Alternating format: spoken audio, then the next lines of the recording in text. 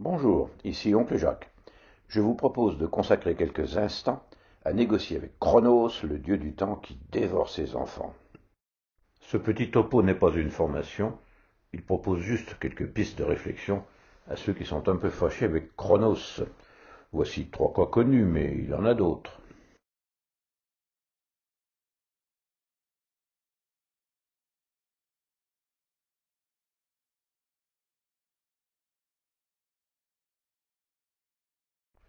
Ce web topo est le résumé d'un afterwork sur ce thème dans le cadre des mardis soirs de l'Oncle Jacques, conférence limitée volontairement à 25 personnes.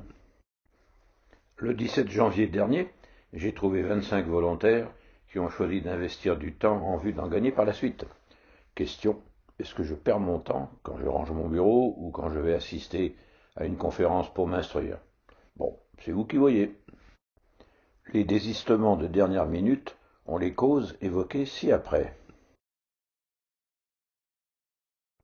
L'altruisme judéo-chrétien, qui est une valeur, peut me faire rater des opportunités au détriment de ma vie personnelle, qui devient la valeur d'ajustement.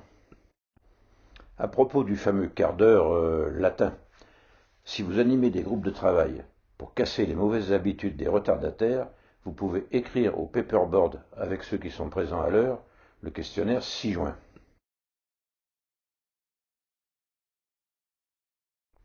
Quand le retardataire arrive, on lui tend le feutre et on lui demande de cocher la bonne cause. C'est brutal, mais c'est très efficace. Bien comprendre les raisons pour lesquelles les gens arrivent en retard est très important pour l'animateur d'un groupe, aussi bien de l'entreprise que dans le monde associatif. Combien de temps tenez-vous en apnée dans une réunion sans le fameux tuba qui vous relie au monde extérieur? Il est difficile d'être pleinement présent avec l'œil sur son smartphone dont on n'a coupé que la sonnerie. Enfin, bon, c'est vous qui voyez. Cette diapo se passe de commentaires.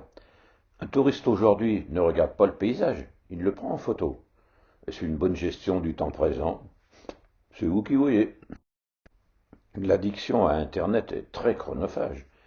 Il va falloir laisser couler encore de l'eau dans la Saône avant que l'homme ne sache utiliser sa messagerie et les médias. Si je suis addict, ces outils contribuent à faire de moi un zombie hors du temps présent. Un zombie, dites-vous? Bah ça, c'est vous qui voyez. Revenons à Chronos. Dans notre culture comme dans la mythologie, ce dieu est représenté comme un vieillard qui enlève des enfants quand il ne les dévore pas. Il est représenté avec des ailes pour mieux fuir et une faux. C'est un méchant, un dieu craint. Je vous suggère quelque chose. Au lieu de lui résister, il est peut-être plus astucieux de se le représenter comme un ami. Le temps qui passe, c'est pour mon bien. Je peux aussi réécrire la mythologie comme ça, et me faire de Chronos un ami. Bonjour, je suis le dieu Bisounours Chronos, en charge de vous aider à mieux vivre votre passage sur la planète G. Ce qui fait le charme de la vie, c'est précisément qu'elle est éphémère. Vous imaginez l'éternité dans le même HLM avec le même petit chef? Bah, heureusement que je suis là. Pour bien se former à la gestion du temps, il faut l'aborder sous deux angles très différents mais complémentaires. D'après mon expérience, il vaut mieux ne pas bien m'organiser si je reste fâché avec Chronos. Plus je m'organise, plus je prends de boulot, et c'est sans fin. Je vous propose de commencer par la philosophie. Mais c'est quoi le temps? Tout d'abord la vie des grands penseurs. Aristote pour la philosophie, Saint-Augustin pour la religion, Einstein pour la science, Glodus Bouchon pour le bon sens lyonnais, et moi pour exposer le point de vue du français moyen. Au-delà de la pensée des grands penseurs, vous pouvez trouver sur Internet de très nombreuses maximes concernant le temps, ce qui prouve que ça pose question. Quelles conclusions pratiques en tirer? Ça, c'est vous qui voyez. J'en ai sélectionné quelques-unes, bon, je passe rapidement, vous pourrez y revenir si ça vous intéresse. Chacune traite du temps sous un aspect un peu différent, beaucoup disent à peu près la même chose. La deuxième partie de cette dernière maxime justifie que vous poursuiviez la lecture de ce diaporama. Ceux qui savent faire une sage utilisation du temps sont récompensés d'une vie riche, productive et satisfaisante. A contrario, il faut donc plaindre les speedés et les débordés. D'après Wikipédia, Né au Canada en 1965, Robin S. Sharma est l'un des conférenciers les plus en demande en Amérique du Nord dans les domaines du leadership. Encore une idée intéressante à creuser. Il n'y aurait pas de leadership sans une bonne relation au temps. Venons-en à Aristote, qui avait un front haut et bombé, une tronche. Ce qu'il exprime comme un paradoxe me semble un simple constat. Bon, enseignement possible. Si le présent est évanescent, il faut vite le saisir. Si le passé n'est plus, la nostalgie n'a pas d'intérêt. Et si le futur n'est pas encore, il faut en profiter pour le fabriquer à son idée. Le point de vue religieux avec saint Augustin. Saint Augustin, vous lirez si ça vous intéresse. Il semble que le religieux dise à peu près la même chose que le philosophe. Je suis d'accord avec leur constat. Mais pour les conclusions à en tirer et pour la bonne gestion de nos agendas, ça, c'est vous qui voyez.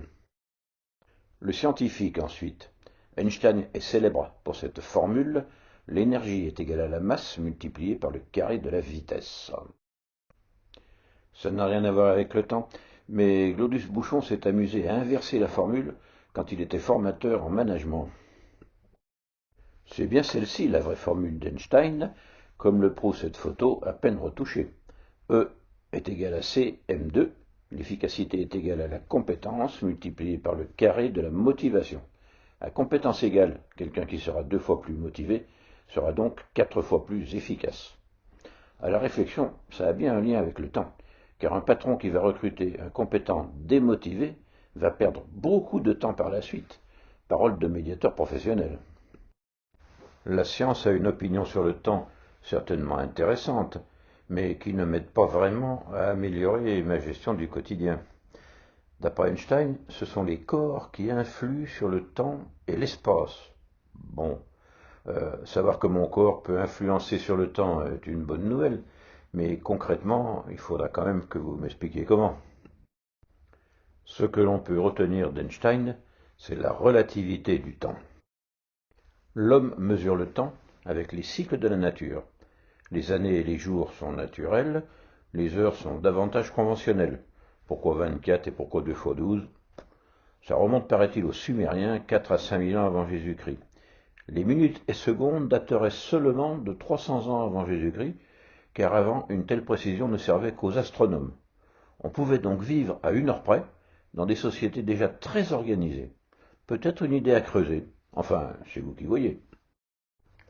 On peut donc logiquement penser que ceux qui se plaignent de manquer de temps disposent comme tout le monde de 24 heures par jour, 365 jours par an.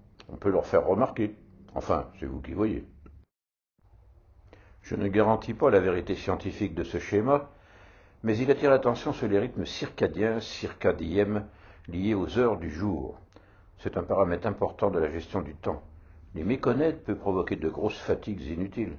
Ce n'est pas tout le monde qui apprécie de travailler de nuit, mais pour certains c'est super. Dois-je consacrer du temps à mieux connaître mes rythmes naturels? C'est vous qui voyez. Pour ceux qui ne le connaissent pas, Glodus Bouchon, c'est lui. 4e du nom. Chef de cuisine au relais des Jacquardiers à la Croix-Rousse et coach pour dirigeant, comme il dit. Son école de pensée est à celle de Palo Alto, ce que le Beaujolais est au Coca-Cola. Sa mission, réconcilier le management moderne et le bon sens lyonnais. Il a bien sûr un avis sur le temps. Voici l'un des 67 de table qu'il met sous ses assiettes. L'intérêt des maximes de Glodus, c'est qu'elles concentrent en quelques mots un résumé de la pensée humaine. On retrouve dans cette formule de l'Aristote, du Saint-Augustin et même du Einstein. La compagnie des Happygones, qui ne joue que des créations, a présenté une comédie intitulée « À l'auberge de l'éternel éphémère ». Dans un petit village qui ressemble à Clochemerle, 2 camps s'affrontent jusqu'à ce que le vieux curé joue les médiateurs avec une idée fédératrice, apprécier son quotidien est un moyen de vivre son éternité. Oh. Cette auberge avait pour enseigne la maxime de Glodus Bouchon, et c'est ce qui a provoqué débat. Dans quel camp vous seriez-vous placé, les cigales ou les fourmis? C'est vous qui voyez. Retour au conférencier vintage qui vous parle, 30 700 jours au compteur. Avantage, ces conclusions, quand il en a, sont issues de l'expérimentation et non pas des livres. Il n'a plus rien à vendre et peu de certitude. En fait, ces conseils, c'est vous qui voyez. À propos de certitude, il est important de connaître l'indice de négociabilité, utile pour bien négocier, mais bon à maîtriser en gestion du temps. Combien de temps passons-nous par jour en discussion stérile? L'arbre à palabre joue un rôle dans la vie sociétale, mais il a surtout pour objet de faire passer le temps à des gens qui n'ont rien à faire. Fondamental, avant d'engager toute discussion, quelle est la posture de mon interlocuteur ou de mes interlocuteurs? Dans quelle mesure sont-ils disposés à échanger? Face à une situation donnée, chacun de nous a un point de vue, qui n'est que la réalité vue sous un certain angle et à travers certaines lunettes déformantes, ce que l'on appelle en communication le cadre de référence. Si chacun s'en tient à son point de vue, la discussion entre ceux qui voient un rectangle vert et ceux qui voient une ellipse rouge sera une perte de temps pour tous. Il n'y a pas de négociation possible avec ceux qui prennent leur point de vue pour la réalité. Ils se regroupent par affinité dans des clubs ou organisations diverses pour se conforter dans leur certitude. Question: le temps passé dans des lieux où je renforce mes certitudes avec ceux qui les partagent, dans les meetings politiques par exemple, est-il un moyen d'honorer le dieu Chronos? C'est vous qui voyez. Je peux m'en tenir à mon point de vue ou engager une démarche visant à mieux connaître la réalité. Je le fais uniquement si j'ai envie de mieux connaître toutes les facettes de la réalité. Si j'échange avec d'autres points de vue, je pourrais me faire une opinion, avec une vision déjà plus globale de la réalité. Le temps passé à faire le tour de la question, est-il du temps perdu? C'est vous qui voyez. Échanger avec ceux qui se sont fait une autre opinion que moi n'est pas du temps perdu, car les échanges restent possibles dans les deux sens. Il ne m'est pas interdit en plus de réfléchir pour me faire une idée personnelle de la situation. Les échanges avec ceux qui se font d'autres idées que moi restent fructueux, car éventuellement enrichissants. Si les deux théories sont très différentes, l'efficacité d'un échange reste aléatoire. Si j'ai échangé mon idée avec d'autres experts, je vais sans doute parvenir à une certitude. À ce stade, je reste encore tolérant. Je suis satisfait d'avoir compris la situation, mais je n'oblige personne à penser comme moi. Négocier avec des gens qui ont d'autres certitudes que moi reste intéressant et utile, dans la mesure où ils ne sont pas encore passés au stade suivant, celui de la conviction. Qu'est-ce qui me pousse à passer de la certitude à la conviction? Envie de faire du prosélytisme? Entre deux convaincus, pas d'accord, la discussion va vite tourner au vinaigre, et si vous restez en spectateur, vous risquez de recevoir des balles perdues. Évitez de servir de témoin à de duellistes, il vaut mieux occuper votre temps ailleurs. Le convaincu devient militant. Je n'ai rien contre le fait de s'engager pour une cause qui nous tient à cœur, mais en matière de gestion du temps, les débats télévisés entre militants n'ont aucune espèce d'intérêt, sauf si on aime les jeux du cirque. Un militant politique, pour moi, c'est quelqu'un qui estime en avoir terminé avec la démarche de réflexion. J'ai tout compris, tout le monde doit comprendre comme moi. Bof. Enfin, c'est vous qui voyez. Hein. On peut parvenir à la conviction par une démarche inverse de tolérance, en partant d'un fanatisme, inné ou acquis, pour se contenter d'une croyance, puis d'une conviction. On ne peut échanger avec un fanatique qu'à coup de Kalachnikov. Discuter avec un croyant dont vous ne partagez pas la croyance est très difficile, car la croyance prime sur les faits. Quand un patron de PMI, par exemple, croit à « pour vivre heureux, vivons cachés », et que ses responsables marketing croient que le savoir-faire n'est rien sans le faire savoir, il s'agit bien de croyances et non de simples points de vue. L'incompréhension va être totale. En tant que médiateur, je suis tombé souvent sur ce qui s'apparente à des guerres de religion. Ça se termine souvent par une rupture, car la croyance ne se négocie pas. Bien des divorces mettent aussi un terme à des guerres entre croyants, où la réalité et les faits reprochés n'ont pas grand-chose à voir. À noter aussi que les complotistes vendent directement des croyances, précisément pour éviter les retours en arrière. Confrontés à des arguments logiques, la croyance tiendra le choc. Non à l'une de mes certitudes à moi, la relativité du temps humain par rapport à celui de l'univers. L'évolution de l'humanité a pris des milliers d'années, ce qui me semble long. Ces quelques milliers d'années ne sont rien par rapport au passé infini et au futur infini de notre univers. De plus, d'après Einstein, le temps serait cyclique et le milliard d'étoiles perdues dans notre galaxie, perdues elles-mêmes avec un milliard de sœurs dans notre univers, qui aux dernières nouvelles serait lui-même Peanuts, perdu dans un milliard d'univers. Qu'en conclure, sinon que le temps d'une vie est surtout important pour celui qui la vit. Vous pouvez accorder au temps une valeur absolue, mais là encore, c'est vous qui voyez. Pensée profonde, nous nous promenons quelque part entre le passé éternel et le futur éternel, sans savoir où se situe le présent. Profite du présent sans ruminer le passé ni craindre l'avenir, semble bien être la conclusion logique. Une certitude, ou plutôt un constat. À notre échelle, le temps a bien un sens, comme un fleuve qui va de la montagne à la mer, et rarement l'inverse. Là où Chronos n'est pas sympa, c'est par son impossibilité de revenir en arrière. On ne revient pas sur un événement subi, mais plus grave pour nous, on ne revient pas sur nos décisions. Après n'importe laquelle de nos décisions, le monde ne sera plus jamais comme avant. Bon, Glodus s'exprime en langage de la Croix-Rousse. Cette conclusion de Glodus est exacte. La difficulté à prendre des décisions est très chronophage. Ceux qui sont nés sous le signe de la balance manquent de temps pour cause d'indécision. Nager à contre-courant est une très mauvaise idée. Vous pouvez continuer à vouloir remonter le fleuve. Mais pour retarder quoi? Enfin, c'est vous qui voyez. Bon, je vous laisse lire. Ça se passe de commentaires. Se laisser porter par le temps, c'est quand même plus cool. Comme disent les Suisses, courez, courez, on arrivera à la Saint-Sylvestre quand vous. Pour appliquer ce principe dans le cas précis du temps qui s'écoule, il suffit de décider que la vie est cool, puisque j'avance aussi vite que tout le monde, même en faisant la planche. Avantage, quand je me laisse porter par le courant du temps, je regarde devant moi, et je vois arriver les piles de pont. Je peux repérer à l'avance les îles accueillantes pour y faire une escale. Quand je m'immerge dans le présent, je bloque l'écoulement de mon temps relatif. Il y avait chez mon grand-père un plat à tarte qui m'a toujours interpellé dès que j'ai su lire. En chaque instant, comme en un petit noyau, est enclose la semence de l'éternité. D'après saint François de Sales, l'éternité, c'est d'abord maintenant. Autre intérêt, anticiper les méandres. Tous les gens que la vie a cabossés avaient raté un virage. Regardez devant, c'est mieux. Attention, la salutaire remise en cause n'est pas synonyme de retour en arrière. Tentation, repartir à zéro. À mon avis, trop brutal et rarement réaliste. Certains évoluent par mutation, mais d'autres par transition. Contentez-vous plus souvent d'appuyer sur le bouton on, mais enfin, c'est vous qui voyez.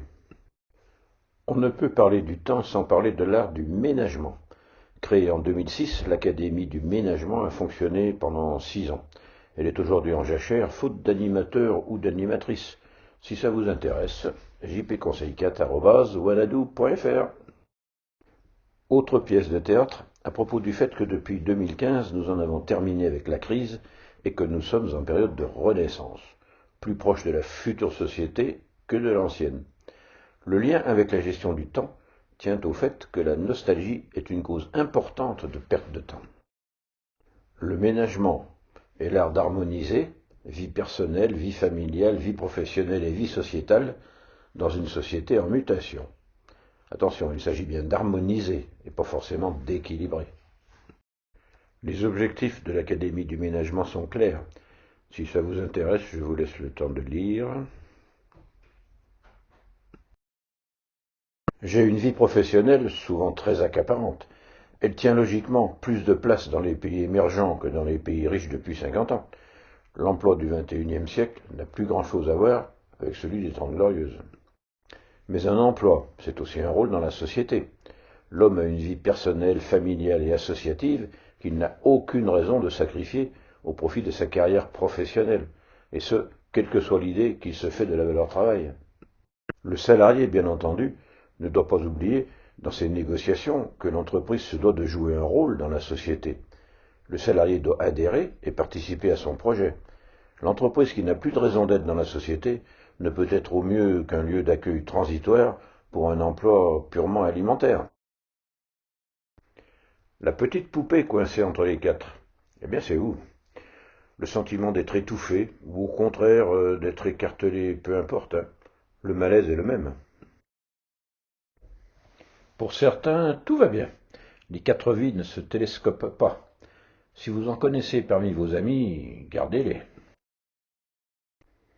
Parfois tout va mal en même temps, avec un effet domino. En bas à droite, Le gars qui se fait virer de son boulot et qui rentre chez lui très ennuyé, et comment je vais l'expliquer à ma femme? Eh bien, c'est pas grave, hein, parce qu'elle vient juste de le quitter. Théorie la plus courante, les vies sont en concurrence et il convient donc de faire des choix. Et quand le choix est cornélien, eh bien, on pète un plomb. Le principe du ménagement consiste à faire en sorte de ne pas mettre en concurrence mes quatre vies, mais à les mettre en synergie. Et c'est évidemment plus facile quand je suis indépendant que lorsque je suis salarié. Encore existe-t-il des burn-out d'indépendants qui sont de mauvais patrons pour eux-mêmes et qui sont encore plus speedés qu'avant. Pour un topo gratuit, il fallait vous y attendre, hein. Il existe une pièce de théâtre qui traite de l'art du ménagement. C'est une tragédie, Corneille eût pu l'écrire. Un homme écartelé entre ses quatre vies. Plutôt que d'en pleurer, nous préférons en rire. Découvrez son histoire, c'est question de survie. Si on veut affiner le diagnostic, on distingue deux types de malaise, mais qu'il éprouve le sentiment d'étouffer ou au contraire d'être écartelé, celui qui en est à ce stade se prépare dans tous les cas à péter un plomb. Le burn-out est une invention récente, mais avant l'an 2000, il arrivait déjà qu'un salarié pète un câble. Le plus souvent, le malaise au travail est l'élément déclenchant d'un malaise plus général. Il arrive même qu'un salarié fasse un transfert et prenne son travail en horreur pour des raisons existentielles. Il faut que je casse quelque chose, m'a dit un jour un client de 40 ans, mon emploi ou ma famille. Bon, là vous avez la règle des 4 D, le départ de mon emploi, le divorce avec ma famille, la démission de mes associations et la déprime, qui n'est jamais que la rupture avec moi-même. La surcharge de travail n'est que rarement la cause profonde du burn-out. L'absence de sens fait autant de dégâts. Être payé à mal faire un travail qui ne sert à rien peut convenir un temps, mais à la longue. Bon, la liste qui suit n'est pas exhaustive.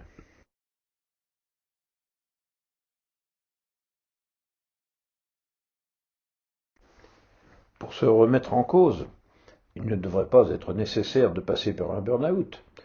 On dit que les Golden Boys miraculés du 11 septembre ont spontanément découvert l'art du ménagement. Les grandes questions existentielles qui amènent à modifier les réglages, il ne faut pas se les poser tous les matins.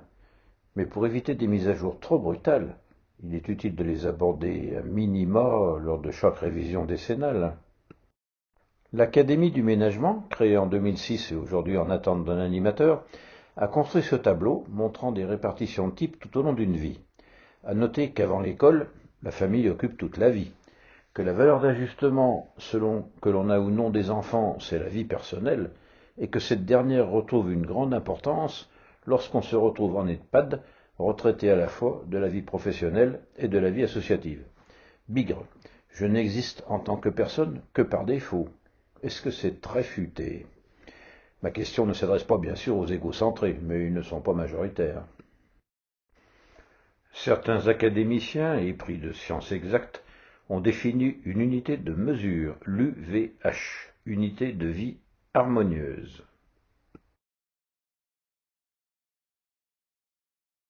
De là une première idée. Pour organiser mes journées, je passe du temps dans celle de mes quatre vies qui m'apporte le plus d'UVH. Le numérateur de la fraction représente l'investissement en temps et en énergie.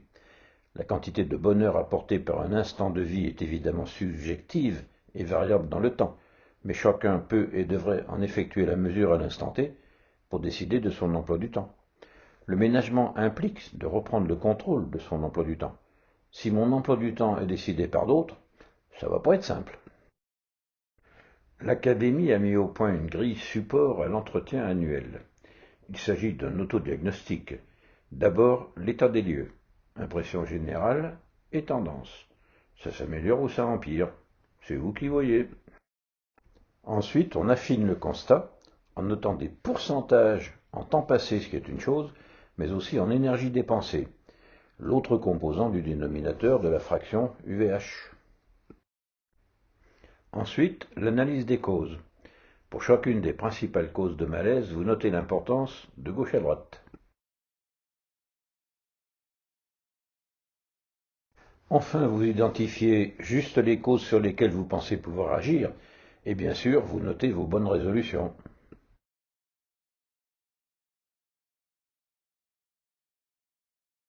Maintenant que je suis réconcilié avec Chronos, il convient de passer à la mise en œuvre des bonnes résolutions, et nous abordons la partie technique, mieux gérer mon temps au quotidien, sachant que ça peut être un piège.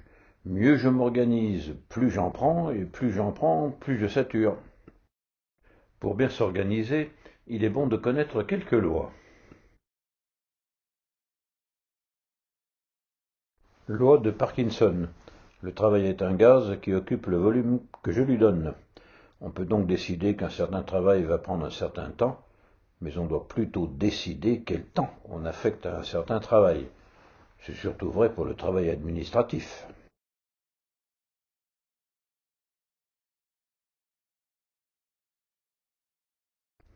Loi d'Illich. L'efficacité croît avec la pression que l'on me met ou que je me mets tout seul, mais passe par un maximum avant de chuter brutalement. Loi de Murphy. Il y a toujours un imprévu qu'il convient de prévoir. Sur 8 heures, un chef d'atelier doit toujours planifier la huitième pour le client imprévu. Dans mon agenda personnel, je laisse chaque jour 1 heure pour l'imprévu. Le jour où il n'y a pas de client imprévu, l'atelier prend de l'avance sur le lendemain, et de ce fait, il est souvent en avance sur les délais annoncés, mais jamais en retard. Pareto s'applique à tout, y compris à la gestion du temps. 20% du temps consacré à nos actions produit 80% du résultat. Glodus Bouchon applique Pareto au commercial. Si je laisse à la concurrence les 20% de clients qui mangent mon temps, et aussi mes neurones, je consacrerai mon temps à développer des affaires avec les autres. En est la gage, la quantité de sève ou d'énergie elle est ce qu'elle est, et quand je coupe la branche qui part de travers, j'envoie davantage de sève dans celle qui pousse droit. D'après Carlson, le travail continu est plus efficace que le haché. C'est confirmé par mon dentiste qui n'a droit qu'à 20 minutes pour un acte, 5 minutes en début de séance pour enlever le pansement posé à la séance précédente, et en fin de séance pour poser un pansement provisoire. Ça ne laisse que 50% des 20 minutes remboursées par la Sécu pour soigner la carie.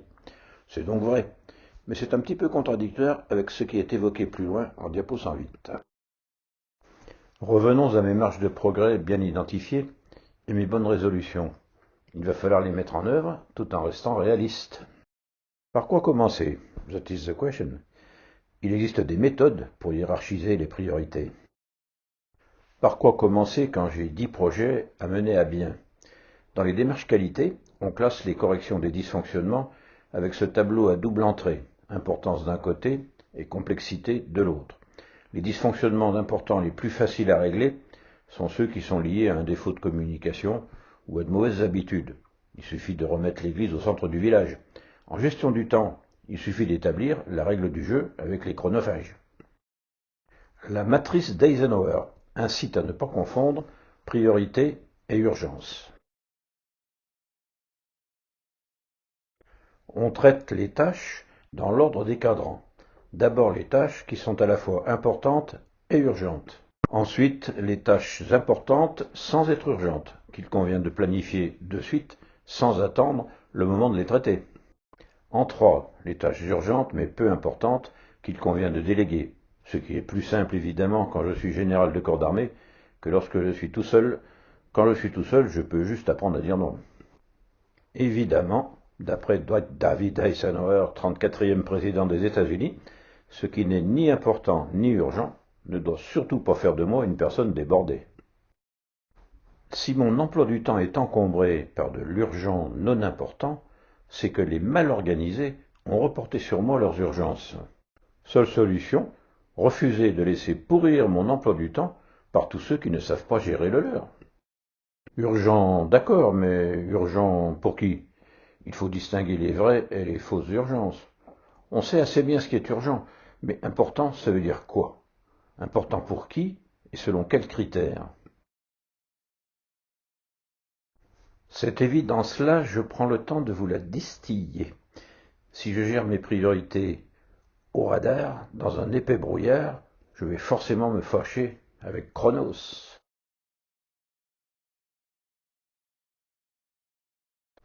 Et on en revient toujours aux grandes questions existentielles. Qui suis-je? D'où viens-je? Où cours-je? Et dans quelle étagère? Et surtout, la plus questionnante, à quoi sers-je?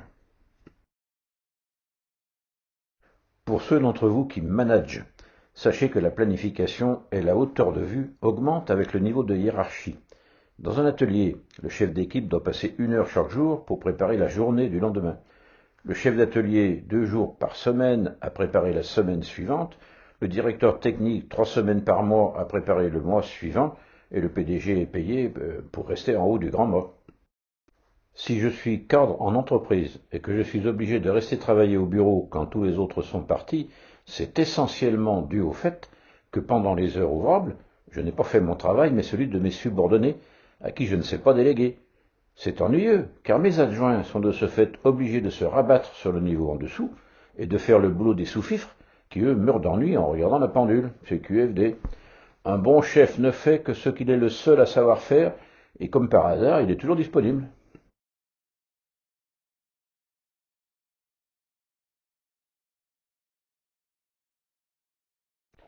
Si vous êtes un cadre intermédiaire qui fait des heures supplémentaires, utilisez ce tableau en temps réel.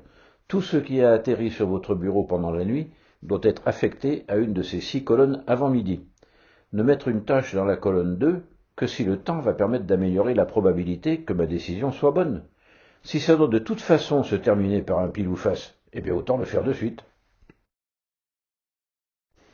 Idée très répandue, c'est bien connu, l'emploi du temps du chef est plus important que celui des subordonnés. Le comportement du chef est assez logique. Il doit montrer qui est le chef en semant la pagaille dans l'emploi du temps de ses subordonnés. On dit pourtant que l'exactitude est la politesse des rois. Il y a à mon avis d'autres moyens de montrer qui est le patron. Mais bon, ce sont nos us. Si vous êtes indépendant ou salarié lambda, ce tableau à 4 colonnes vous suffit.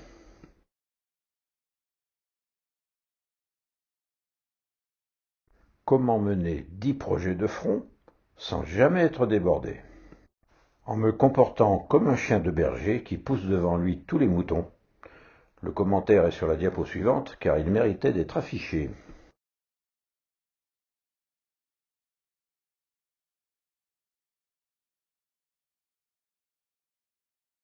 Je n'ai pas le temps de me renseigner pour savoir s'il existe des roues susceptibles de m'éviter des efforts et de rouler plus vite. De toute manière, je n'aurai pas le temps de changer la roue car ma livraison de pierres est urgente. Je suis un débordé et fier de l'être. Je suis un actif, moi.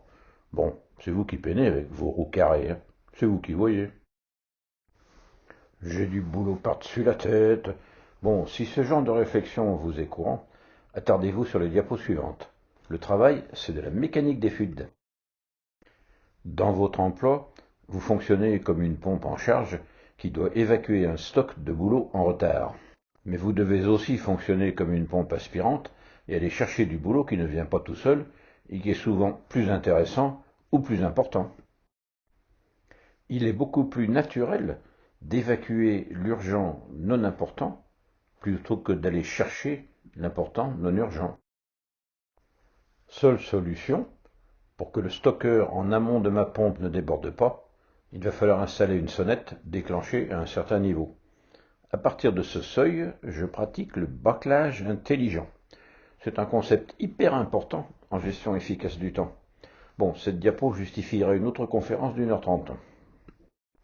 Fondamental en gestion du temps et en évolution de carrière, ne jamais laisser se désamorcer la pompe aspirante. Savoir où je passe mon temps. Pour le diagnostic, il existe des outils faciles à trouver, ou mieux, à fabriquer. Voici par exemple la grille de l'emploi du temps d'un enseignant. Une grille par semaine incluant les week-ends. Celui-ci n'a noté que le jeudi. Bon, on peut prévoir un tableau Excel pour faire les totaux et tirer des moyennes. Cet exemple-là est plus sophistiqué et sans doute trop. Inconvénient, vous risquez de passer plus de temps à remplir les grilles qu'à bosser. Vous pourrez trouver sur Internet toutes sortes de modèles de grilles. Le mieux est de vous fabriquer une grille sur mesure, pas trop compliquée, pour ne pas vous lasser au bout de 3 jours. On ne peut terminer cet exposé sans parler des chronophages. J'ai questionné M. Google, qui m'a proposé cette image de dragon mangeur de temps. Les chronophages, hélas, n'ont pas tous cette apparence. Prenez le temps de répondre à ces 3 questions pour identifier quelle est la part des autres, des situations et de vous-même. Vous économiserez de nombreuses pertes de temps. Nous avons déjà évoqué les chronophages modernes. Le tout, c'est de ne pas être trop addict. Voici quelques précautions à prendre contre la chronophagie. Si vous avez d'autres recettes, merci de me les communiquer.